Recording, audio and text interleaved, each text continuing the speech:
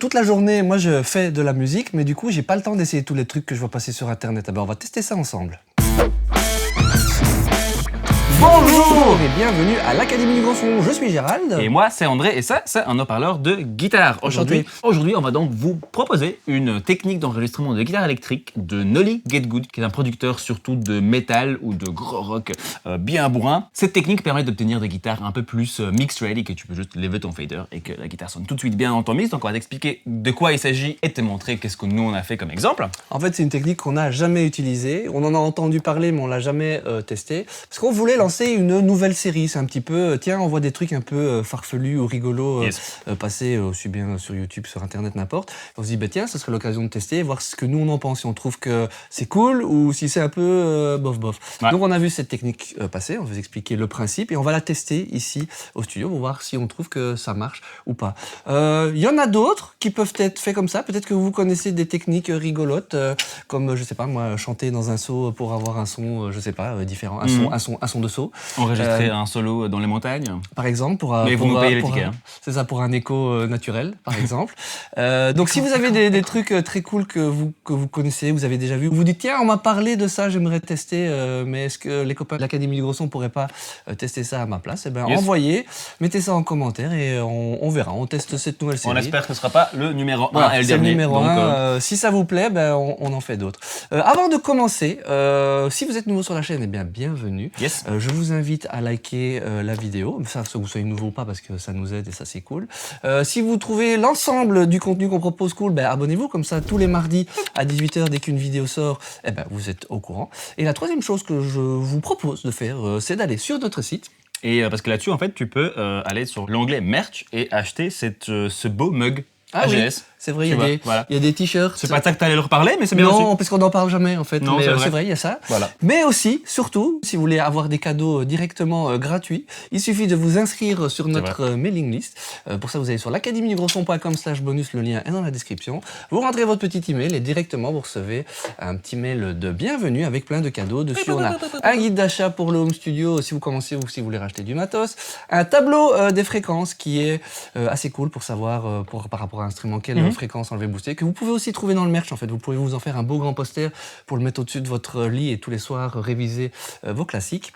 Et il y a aussi une liste de plugins gratuits que vous pouvez trouver sur le net pour avoir un petit peu plus de plugins pour mixer les belles guitares qu'on va enregistrer maintenant avec la technique. En tout cas, on va essayer et voir si notre copain Nolly, si son truc est intéressant. Tout à fait. Ou pas. Nolly Get Good, c'est un producteur ingé son anglais qui a donc travaillé énormément avec le groupe Périphérie, notamment avec plein d'autres bands metal et rock. Il a aussi une boîte qui s'appelle Get Good Drums, dans laquelle il fait des sampleurs de batteries virtuelles, super bien fait, surtout aussi pour du rock et du metal, mais récemment, il a aussi commencé à faire des IR de cabinet guitare. Si tu sais pas ce que c'est un IR, on a une vidéo là-dessus qui ressemble à ceci. Dans la description, tu trouveras le lien. Et donc, Nolly a eu l'occasion de tester des centaines de haut-parleurs et des techniques de micro sur les haut-parleurs de guitare récemment. Et il a trouvé un truc vachement intéressant que moi non plus, j'avais jamais entendu avant. Et pourtant, j'ai entendu énormément de gens parler de enregistrement de guitare et je savais la plupart des choses là-dedans, mais jamais expliqué comme ça. Donc, je te dis tout de suite de quoi il s'agit. Hop. Alors, si tu prends un haut-parleur de guitare comme celui-ci, tu vois qu'ici, il y a deux petits blobs comme ça de colle. Voilà, et ça, sur presque tous les haut-parleurs, tu trouveras ça. Si tu ne le vois pas, c'est probablement parce qu'il y a quelque chose de plus grand qui le cache, mais c'est quand même là derrière. Et en fait, ces deux petits trucs, c'est les fils de cuivre qui arrivent de la bobine derrière, donc le gros aimant à l'arrière, qui arrive via ici et qui est connecté ici à l'arrière. Voilà, d'ailleurs, tu le vois ici, les deux petits câbles qui est connecté à la borne de connexion où on connecte l'ampli qui est à l'amont. L'ampli comme un de ceux de là, pour faire du son. Le fait que ce fil en cuivre soit collé ici à cet endroit-ci fait en sorte que juste cette partie du haut-parleur est un peu plus lourde et un peu plus rigide. Oui. Forcément, parce qu'il y a quelque chose il y a une masse en plus et quelque chose en plus collé dessus. En sachant ça, on peut déduire assez facilement que si on met un micro juste devant ici et pas de l'autre côté, on va avoir peut-être un tout petit peu moins de haute fréquence. Parce que la résonance de notre haut-parleur ici sera un tout petit peu atténuée à cet endroit-là. Et donc Nolly s'est dit ça aussi. Et il a remarqué, s'il met son micro exactement à cet endroit-là, il obtient un son très similaire à s'il le met autre part, mais sans certaines fréquences agressives et assez dérangeantes en fait, qu'on finit presque toujours par enlever par une EQ, dans tous les cas, dans un mix. On s'est dit, bah quelle bonne idée, super, essayons de faire ça nous-mêmes. On a du coup enregistré 2 exemples pour vous, avec une grosse disto et un truc en clean, où on essaye d'abord le positionnement de micro standard de Jaral, donc un placement du micro à la jonction entre le centre et le reste du cône. Et ensuite, on va faire exactement les mêmes riffs, même guitare, même tout. La seule différence, c'est que le micro est bougé pour être juste en face de ces 2 petits bouts de colle, de fil de cuivre. Et on va voir un peu la différence. Jaral, tu nous montres ça? Oui. Alors ce qu'on a, c'est qu'on avait une batterie, une basse, et on a enregistré 2 guitares classiques, comme disait André, ou avec un SM57, placement on ne peut plus standard à l'endroit un petit peu de jonction du bord et du centre du haut-parleur. Je vous fais écouter ça d'abord en solo. Ça sonne comme ceci.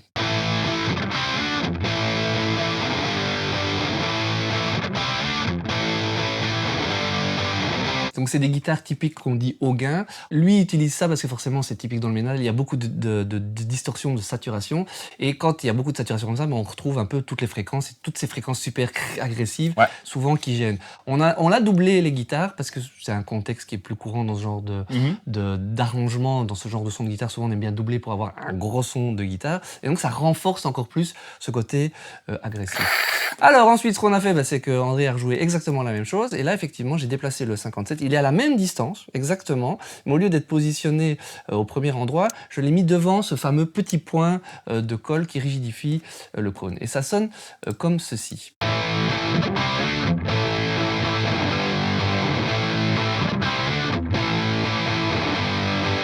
Donc, même son de guitare, c'est pas le jour et la nuit, on retrouve c'est la même texture, on sent que c'est le même ampli, même guitariste, même guitare, tout ça. Par contre, si maintenant je passe d'un à l'autre, là on va se rendre compte qu'effectivement il y a une petite différence. Et là ça devient beaucoup plus audible. Écoute bien.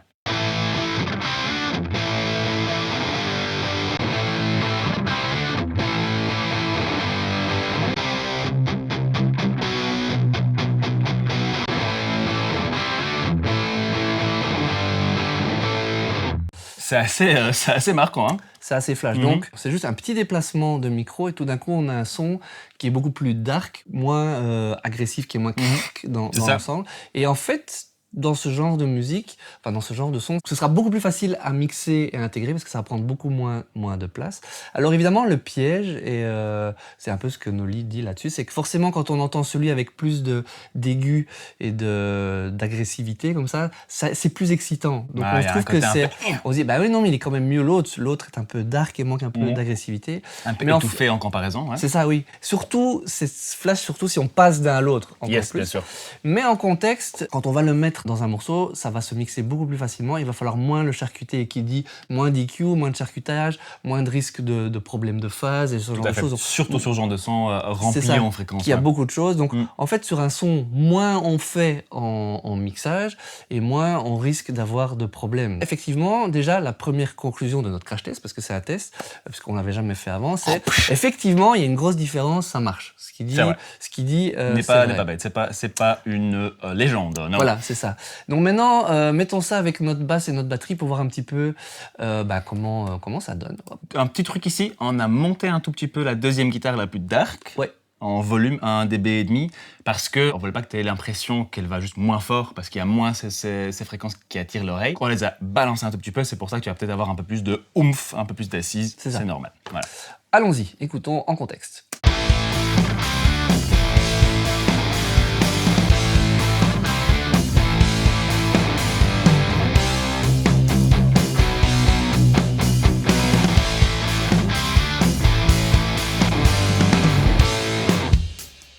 Écoutons ça encore une fois, et écoute bien cette fois-ci la batterie et la basse, pas la guitare. Ouais. Ça, je pense que c'est le plus intéressant. On va voir la place que ça prend. Yes.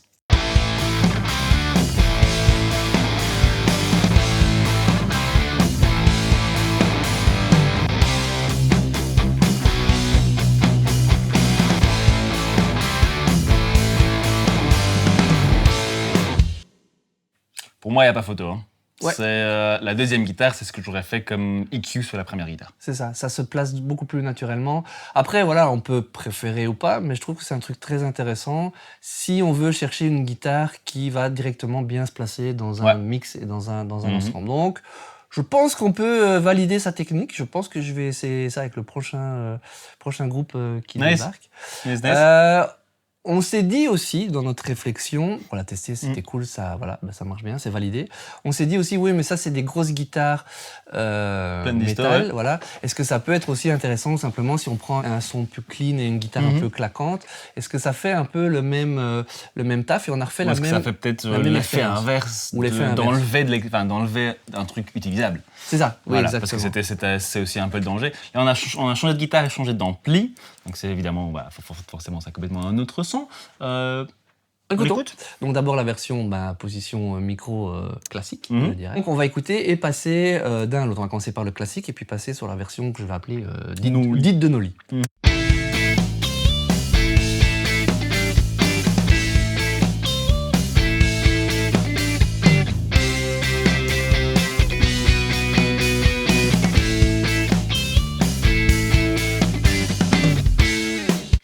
Je t'avoue, j'ai la même impression que sur l'autre. C'est que tout de suite, ça se met mieux dans le mix. Ouais, sauf que ici, moi je dirais, c'est beaucoup moins évident. Oui. C'est moins flash. Parce que l'autre étant tellement chargé d'un peu toutes les fréquences qu'on l'entend bien, cette espèce de petit dump, ce petit truc un peu étouffé. Ici, c'est moins flash, mais effectivement, ça marche. Donc, je pense que c'est une technique qu'on peut tous mettre dans notre boîte à outils de prise de son de guitare électrique. Je vais maintenant, en tout cas, pour moi, c'est sûr, les prochaines prises de guitare électrique, je vais vraiment faire gaffe à ça parce que j'ai jamais réfléchi à ça. Moi non plus, je suis tombé dessus, voilà. Et en fait, ça fait longtemps que j'avais entendu parler de ça, je l'avais jamais testé. Pourtant, j'enregistre beaucoup de guitares électriques.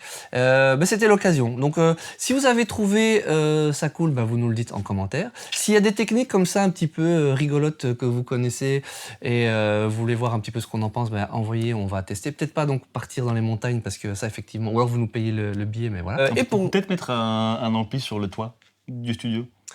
Ouais, on en reparle, ok on en reparle après la vidéo si ça te dérange pas. Merci d'être resté jusqu'ici avec nous.